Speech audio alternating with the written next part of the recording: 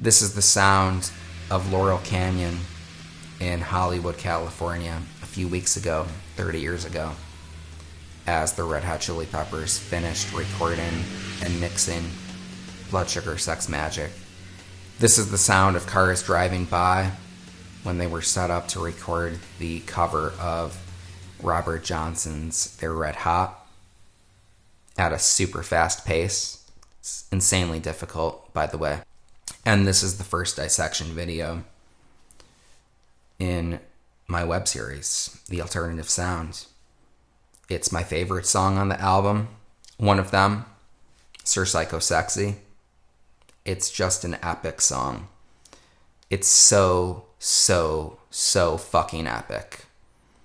Everything about it is epic. And I'm going to just dive right into it.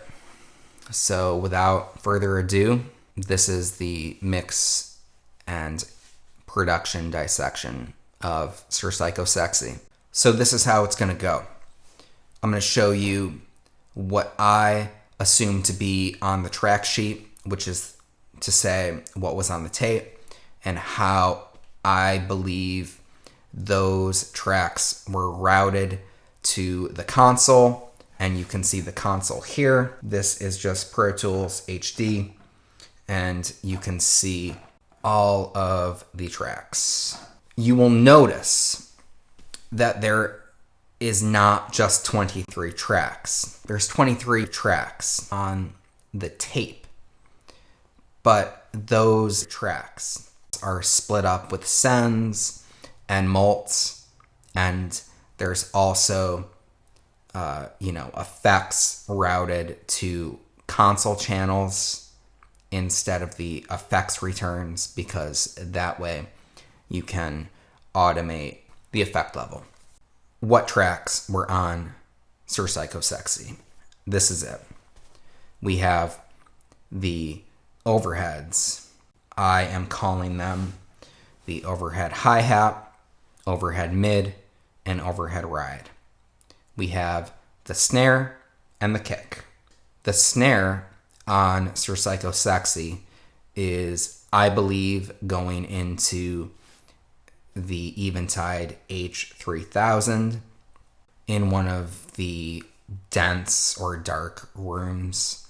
There's definitely reverb on this song, on the snare. No doubt about it. There's also the expanded room, and you can see the snare key track, and I believe that it was probably sent or multed from the snare track to a channel. So basically you could automate whether it's on or off, and it would be recallable. It would be difficult to do it any other way. So each song is going to be different.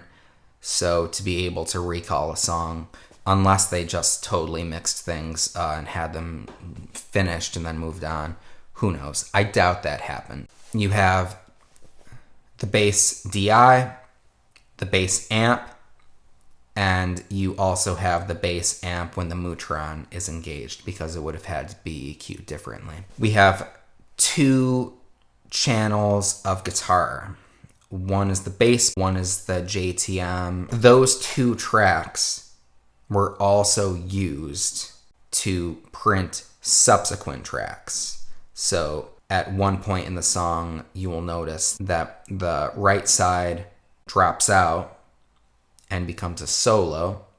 And so it's important to note that the guitars are designated to two tracks in this song. Here we have the vocals and the dub vocals, which is the accentuations. Next to the vocals, we have the vocal send from the Vox dub track going into the 480L quarter tap delay. And then on the right side, we have the 480L 8th or 16th delay. It's tough to say. It's kind of a crazy delay. And then we have the background vocals. We have Flea on the left and John on the right. And then we also have 2 doubles of Anthony during the He's a Freak of Nature parts. Those are also panned hard left and right. In the bridge, we have the marimba. That is panned hard left. To the right of the marimba, we have all of the mellotrons that come in during the ending vamp jam, which is just fucking epic as fuck. Has there ever been a more epic ending to an album other than Super Unknown and Dark Side of the Moon? Who else has ended an album in such an epic way?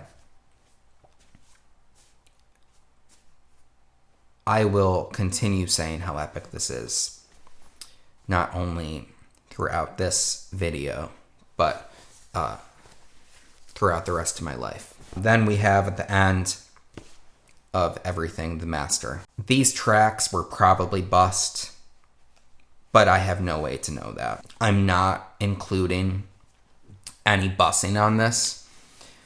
I don't actually know if the buses were used in any other way other than just physically bussing them for gain staging purposes. There wouldn't have been automation on them, so when you see them in the analysis video, they're all just straight across at unity, so I don't see the need to include them because obviously, you know, the drums were bussed to the drum bus, but it doesn't sound like there's drum bus compression and, you know, bass, guitars, vocals. By and large, everything was processed slightly on the way in and then compressed to varying degrees during mixing on each channel. I don't actually think that anything was bus compressed prior to the master. The master channel definitely has bus compression on it, without a doubt. From the top, we have right from the get-go, from the initial crash, we hear on both sides a big, epic, massive room crash from Chad. And then right on the first hit, we hear the expander come on.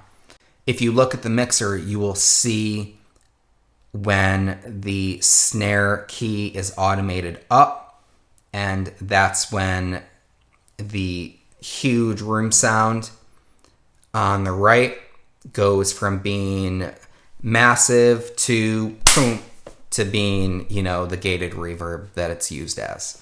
So let's dig in. Sir Psycho Sexy, fucking epic.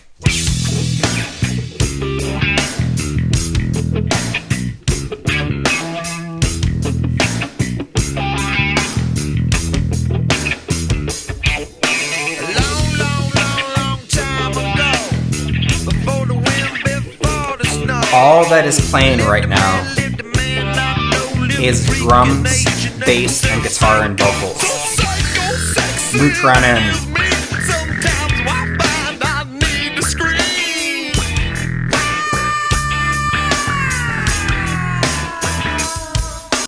That's the first example of the 480L, you know, either 8th or 16th, 32nd, who knows. You hear it in the right channel. It's like this, it sounds reverby, but it's a delay.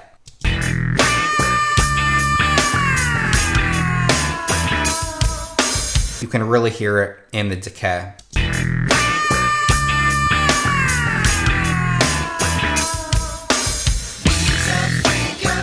Okay, now we are into immediately.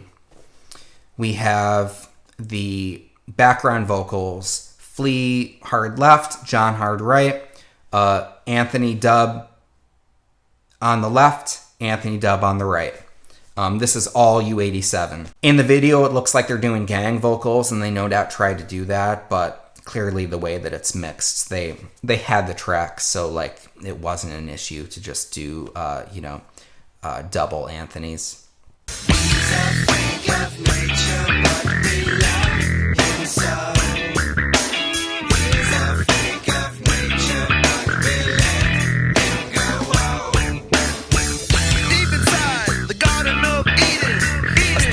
So, before this section, there is a punch in.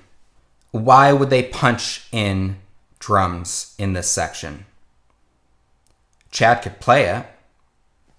Of course Chad could play it. It's not an issue of playing. It's an issue of using the tools to produce music. Just because you can do something in one take doesn't mean that you should do it in one take.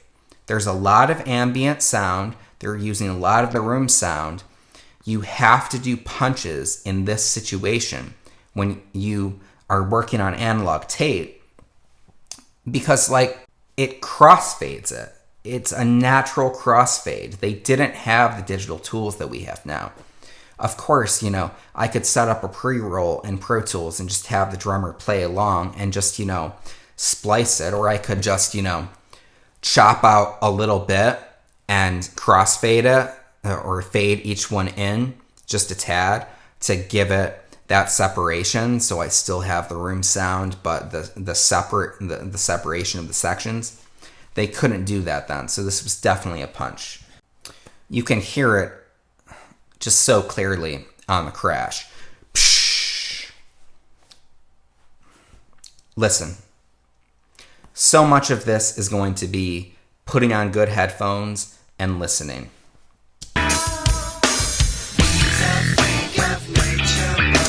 Half speed. It is so clearly a punch-in.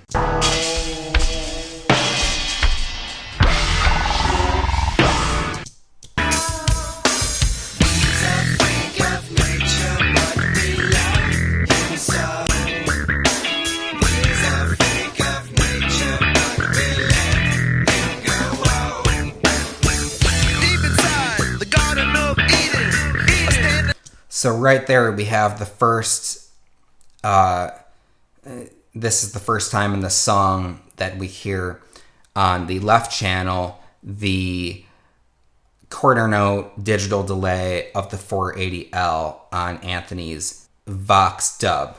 So as you can see on the mixer, as soon as this comes in, the Vox dub is unmuted, and so is the 480 quarter tap. Deep inside the Garden of Eden, standing there with my heart on bleeding, there's a devil in my dick. So what happened right here? We have the background vocals end, so all those tracks get muted. Deep inside the Garden of Eden, and then the Vox dub and 480 tap are unmuted.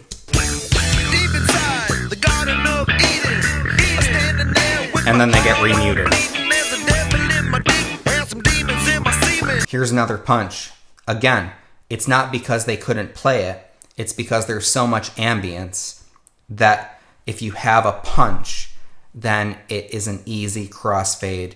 So you can just have a nice clean crash and there isn't any bleed from the previous section into the next one. No, that would be treason. Believe me, Eve, she gave good reason, booty.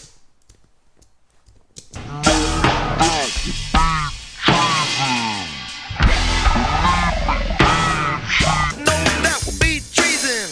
Believe me, Eve, she gave good reason, booty. Looking too good not to be squeezing. A creamy beaver, hotter than a fever. Allow my feeling cause she's the receiver. I won't and I don't hang up until I please her. I'm making her feel like an overachiever. So all of these delays that we're hearing, this is the second vocal track. It's just like, you know, how hip hop is made, basically.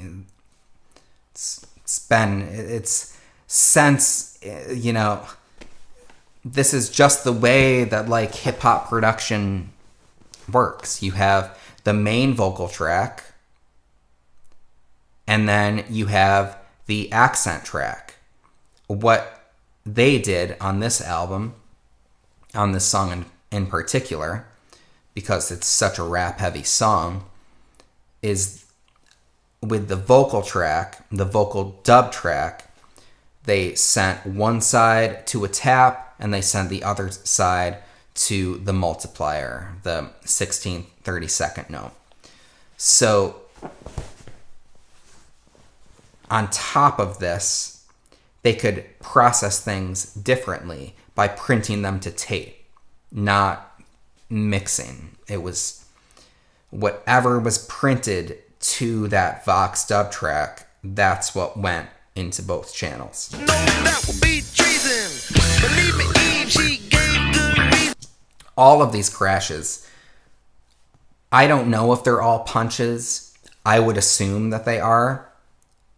I don't want to say that they just kept punching and punching, but it seems plausible that they could have, just to contain the massive room sound and use it to their advantage without having the element of too much bleed from the just the no, that would be treason.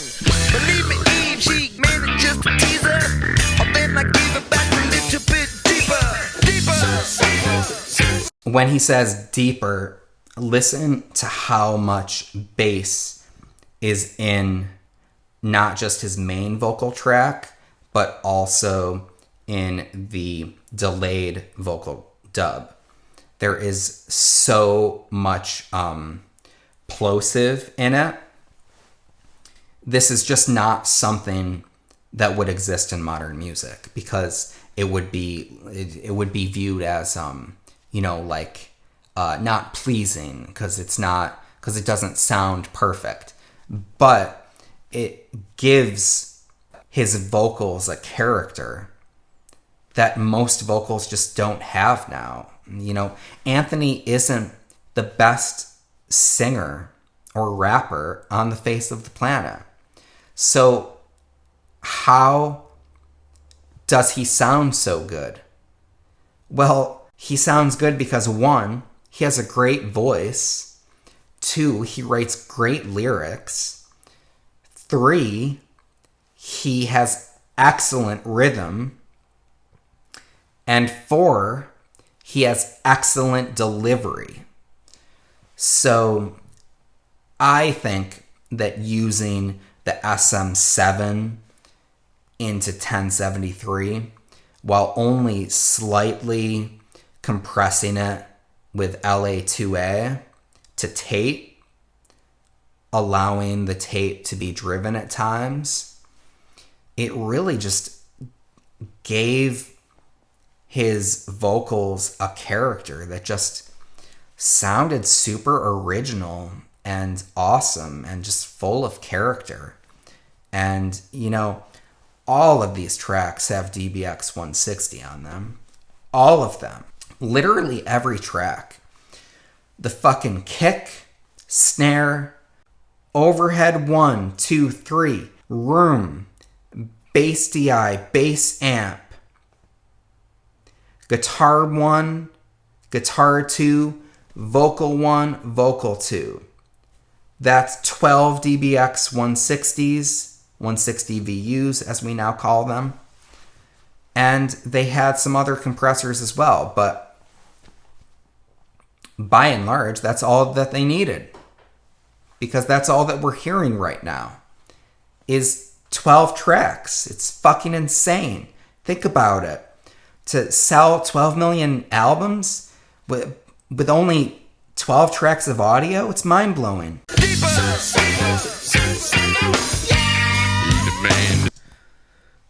This bass line in the chorus is so Bootsy Collins, it's insane. This couldn't be more Bootsy. Just listen to it. He's locking on the 1, playing along with the vocal originally on the first line, and then laying low and just grooving on the next line. the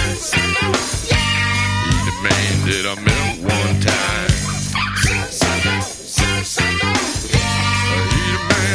In Funky Monks, you see John and Flea singing to the same mic.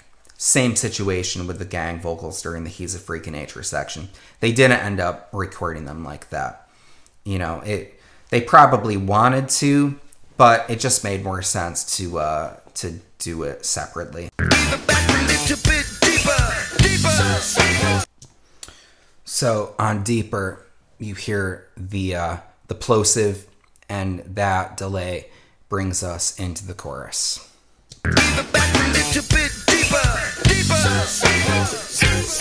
This is this groove that Chad plays at the end of each cycle, and it's just this fucking nasty ass groove. And later on in the song, he like really digs in, and I'm pretty sure it's a punch in, because it's like super just, it's like bigger and nastier. And this is one of those things that as soon as you hear it, you will not be able to unhear how nasty it is. Chad Smith, just one of the nastiest drummers in rock music of all time. Listen to this fucking shit.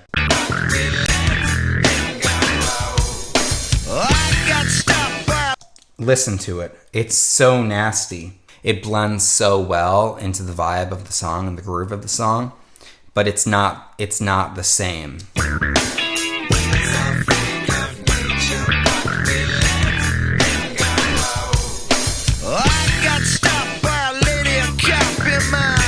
Listen to the plosive and feel.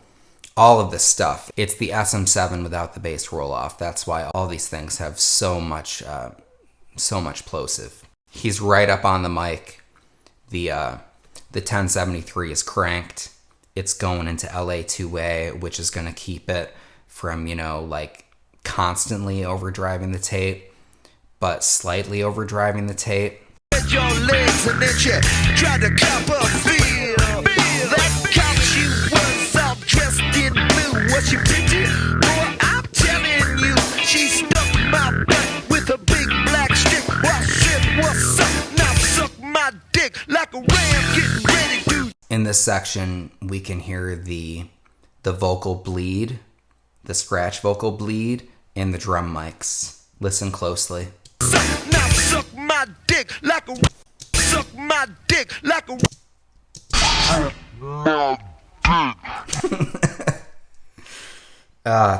It's really funny to listen to someone saying "suck my dick" in half speed. It's good, isn't it?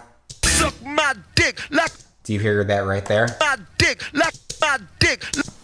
So that is the scratch vocals on one of the vocal comp tracks.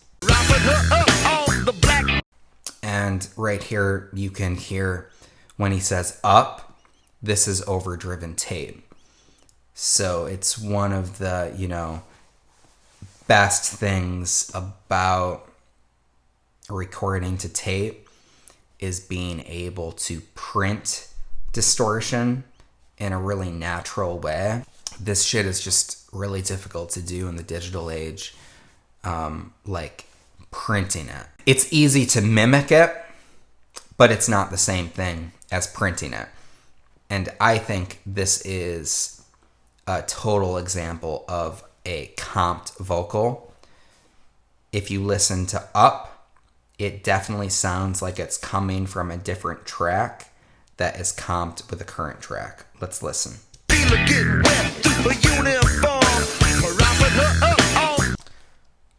Up is totally comped. No two ways about it. Maybe the whole thing is a punch. Who knows? But what I do know is that Up is distorted, and it's tape distortion, and nothing sounds better to me than clipping tape. It just sounds so good. Listen to this. You don't even notice it. That's the best thing about it. A lot of these things that I'm pointing out in this song and this album and this whole web series, you will never be able to unhear them.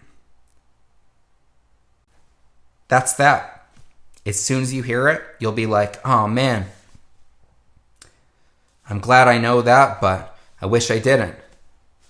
But that's production, actual production, not using samples to, make you sound like you can't play, or to fix things and tune things so that you sound like you can't play. This is real production.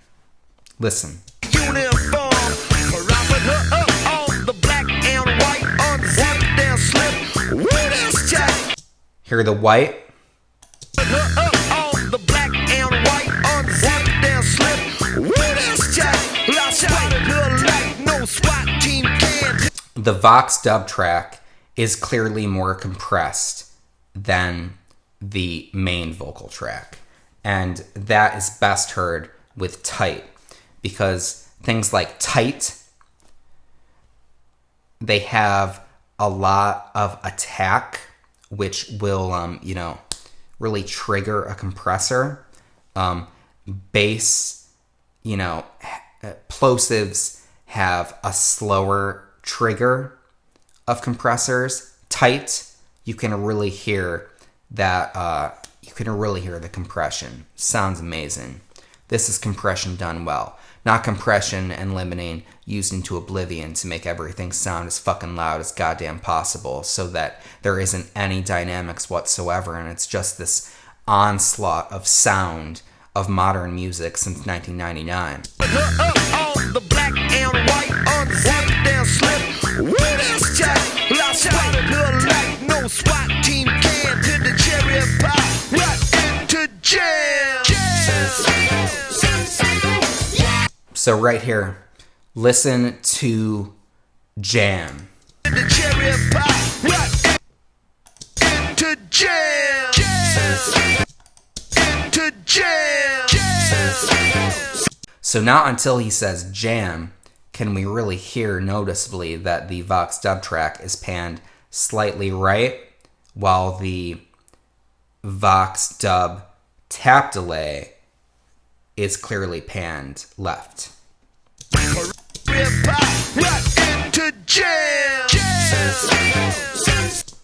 This is just a great use of stereo field, and when you have less tracks, then you can utilize the stereo field in a deeper way because you can really hear things being placed.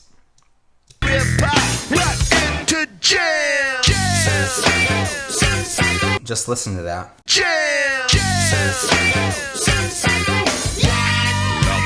And then what happens at the same time? The background vocals come in that are hard left and right.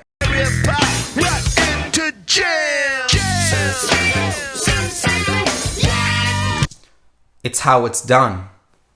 How simple.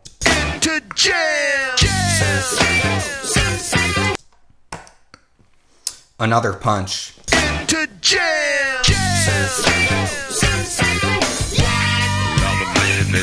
So, this is a good example of when you don't have to do a punch-in, because you have enough of a break between the last and the next crash. So you don't have to punch in.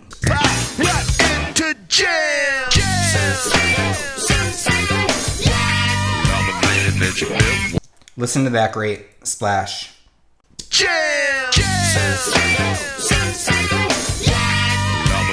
So many great splashes on this album. Splashes are an awesome way to have cymbals that don't get picked up by room mics and just add a nice little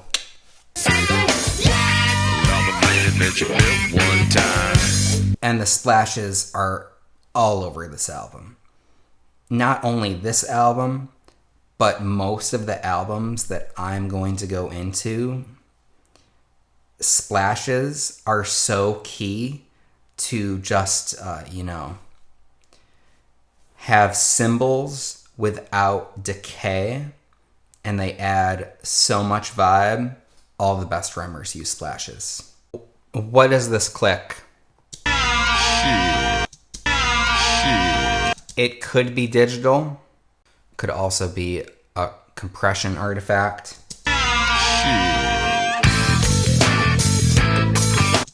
Okay, we are entering into the thick of the song when things start to get intense and production starts to get extreme. And I fucking love this song. It's so good. This is when they really show what they're made of, if you know what I mean. So on the left channel, we have Brendan playing a marimba. You can see John and Flea arguing in this clip about how Brendan plays the marimba. And on the right channel, we have John's vocals from the next section sped up in reverse, going into probably the Mutron and being printed to tape. Honestly, so cool. Listen, just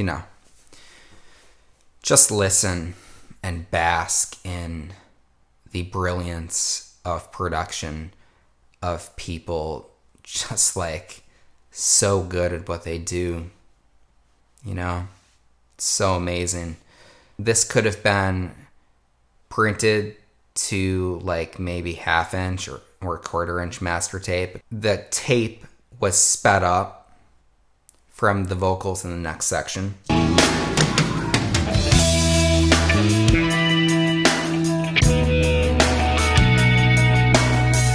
So those vocals are in reverse. The tape was flipped over and that was played out in reverse to a Studer A80 1/4 inch, 1/2 inch. Who knows? There's no way to know. I was not able to verify the mixdown machine. If anyone does know, please tell me, and I will appreciate it. So those laws, reversed and sped up, are in this section, sent into the Mutron.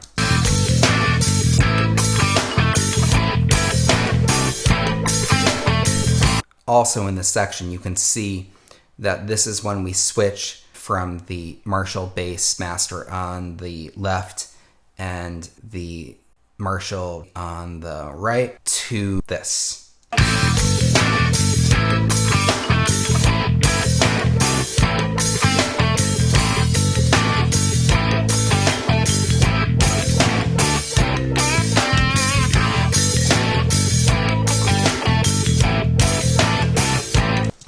You can hear the processed vocals getting off in tempo, and that proves that this is sped up tape dumped onto master tape, and then that was played onto the tape on the same channel that John's backup vocals are. We're gonna jump later on into the song. Right now we have another punch in. I love you. We hear this weird background vocal sound. John and Flea said that there's times on the album that the ghosts in the mansion can be heard, and I've often wondered if this is not one of those times. So this is the punch. I love you. Do you hear that?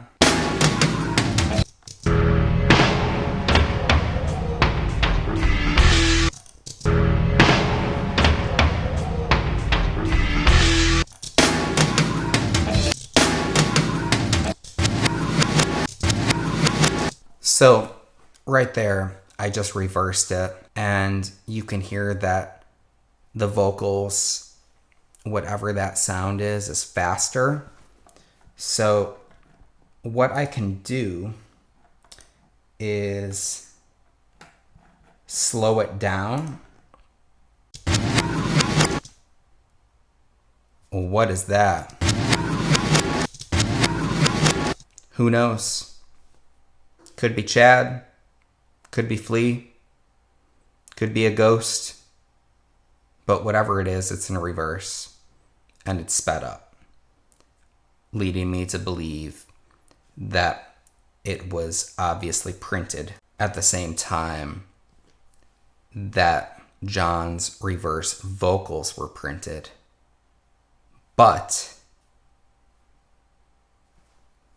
it's not processed with a Mutron. So how do you explain that? I have no idea. Let's take a look at the tracks currently active during this section.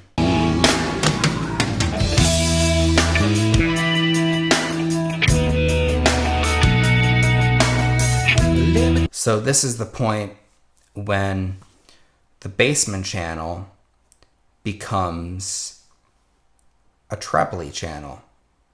So what's going on? Well, what's going on is 2204 is being printed to the left channel. That's that. Nothing else to it. And why is that happening?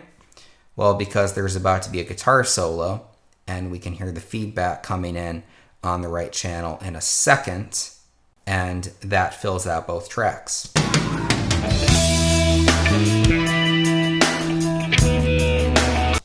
They are being sent to different channels on the console, though, and that's an important thing to note.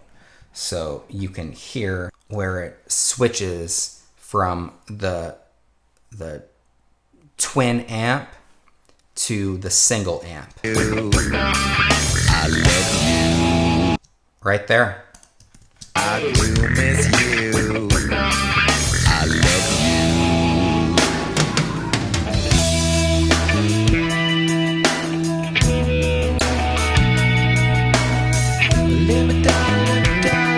This is John tapping harmonics.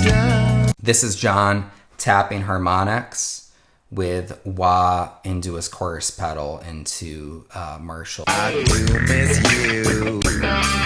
I love you.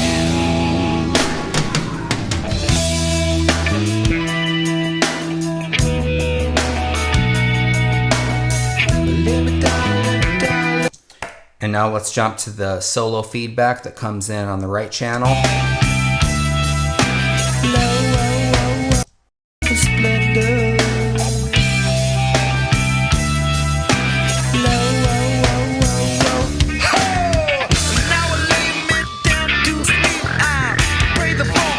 So this is when the solo comes in and the snare reverb really comes in louder as well. And you can see that automated on the console.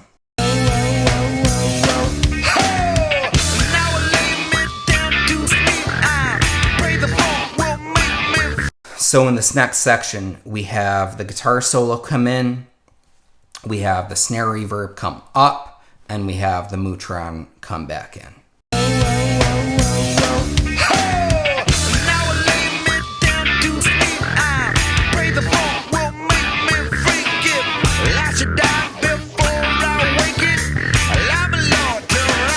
Right before this section comes in, on Anthony's "Ho!" you can hear the fast delay multiplier on the right channel. And you can also hear John playing. He didn't have his wah engaged and he wanted it engaged, so he turns it on. Do you hear that?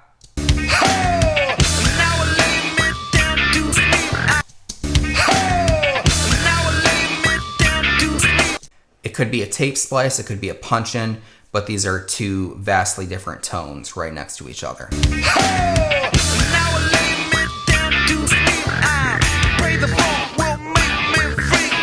Moving on from this section, earlier on when I was talking about that nasty groove that Chad plays, I feel like this might be a punch-in just because it's like so accentuated. Listen to that. It's so fucking nasty.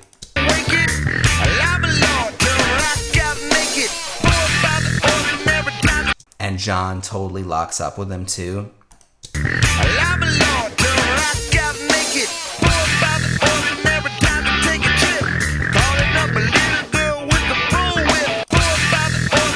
This is another punch-in.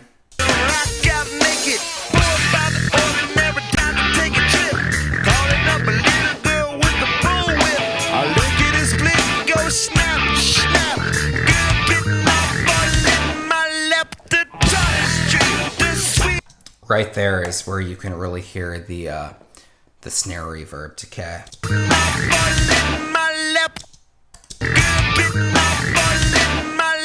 So it goes from right to left. So like it goes like it's this.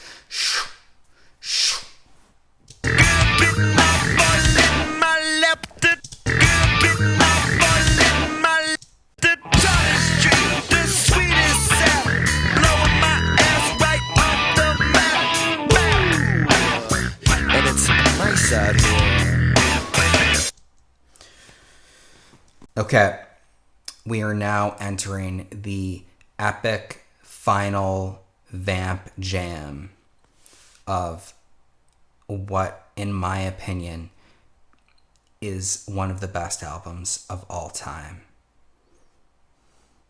This is so fucking epic.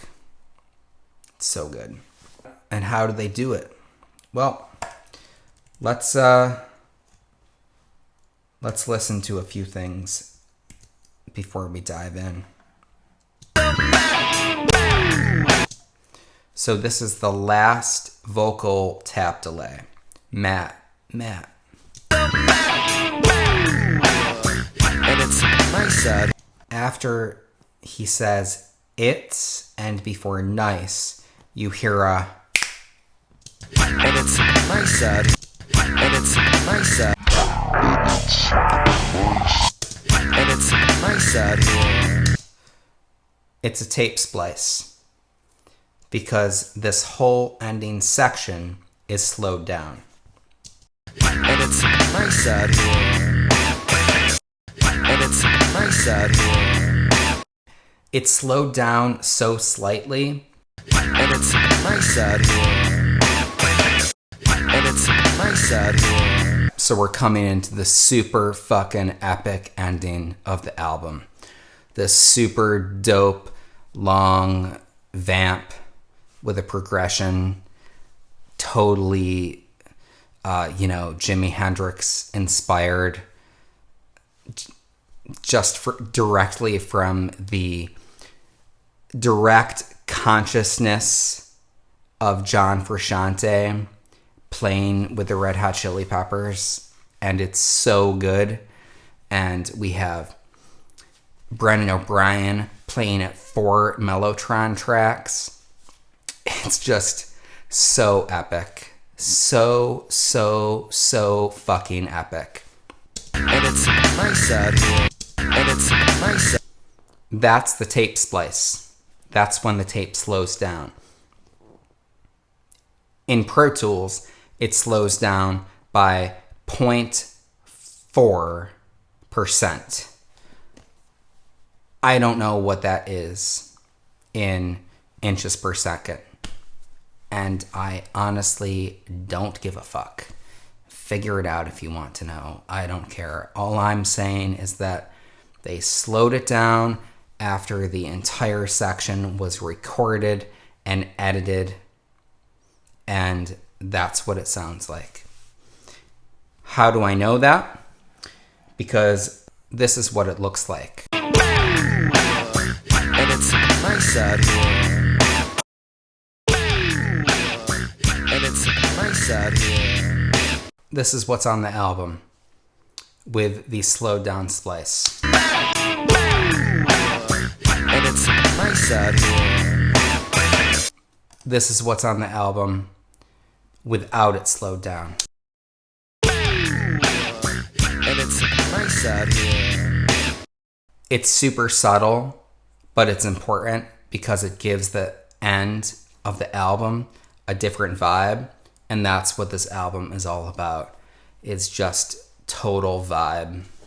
So subtlety like that is important. My left to Charlie Street, the sweetest sound, blowing my ass right off the map. And it's nice out here. I think I'll stay for a while. So right from the get-go in the ending vamp comes in the right channel mellotron cello. There's 4 mellotrons, 2 cellos, 2 violins. On the right channel, Brendan's playing the first cello mellotron. For a while.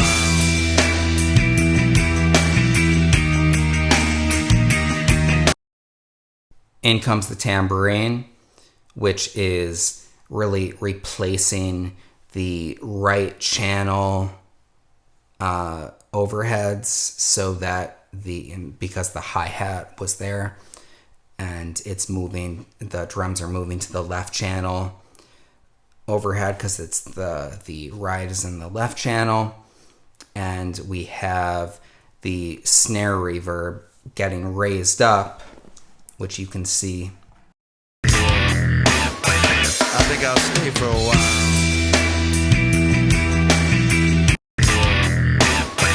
I think I'll stay for a while.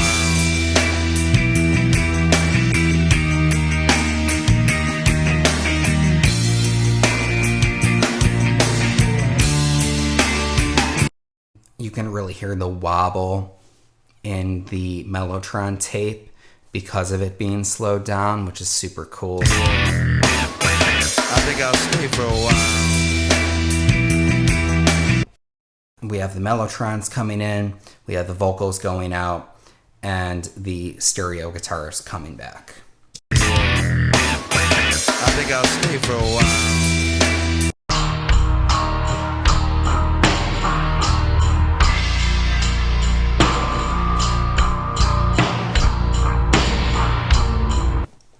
This is a super cool flam from Chad. Listen to this.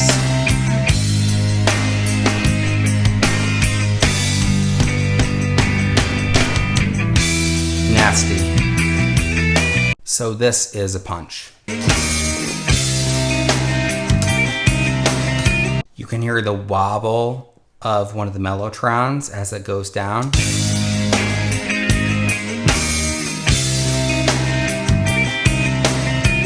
Right there.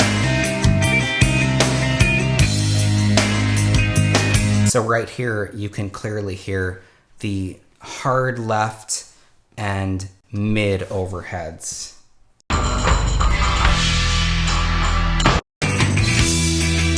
Right here, we have Chad missing a rim shot.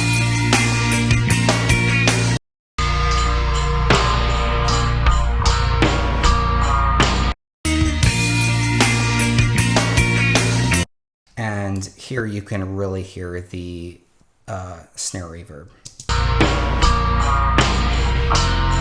Hear that? Left, right to left.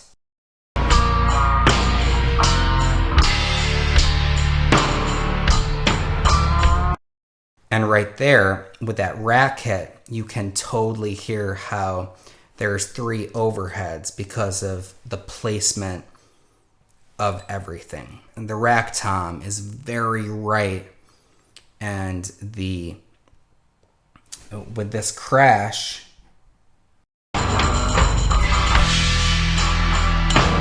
with that, we can totally hear the left and mid, and then with this rack tom, I mean, obviously,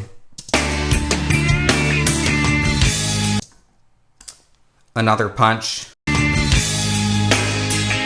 The mellotron was added after the punches and the splices to accentuate them.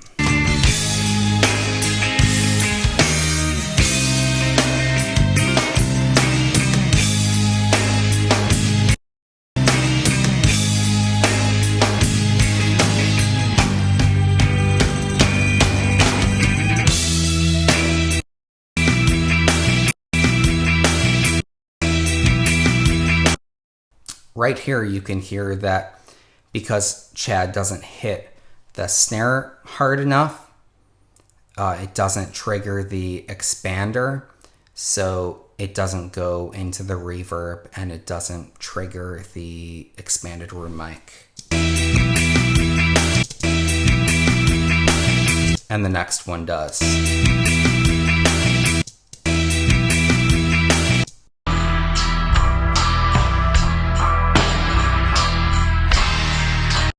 And then another punch.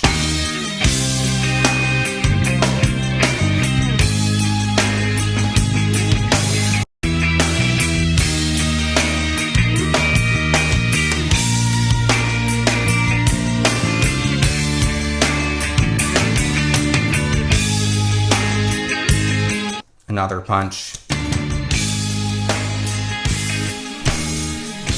That's probably a splice.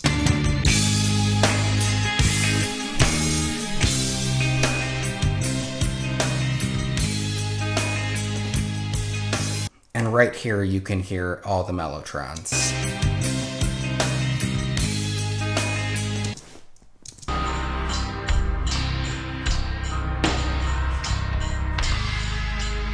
Let's jump back quick to just listen to the mellotrons. We have two cellos.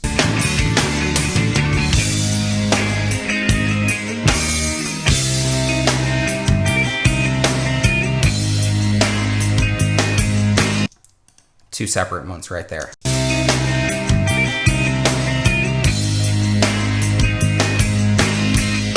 And now we have the violin coming on the right.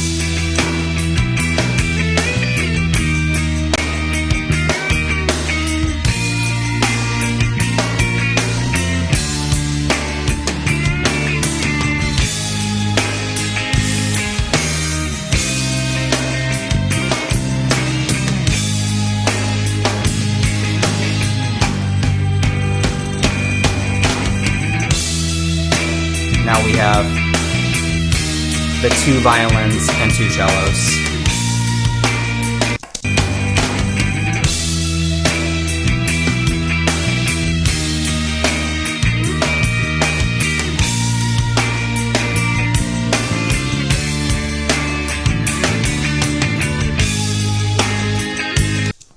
And that's it. That's the fucking epic ending to this album. Just listen to the ending and it fades out. And then Laurel Canyon, Hollywood, which inspired this album, ends the album. Enjoy.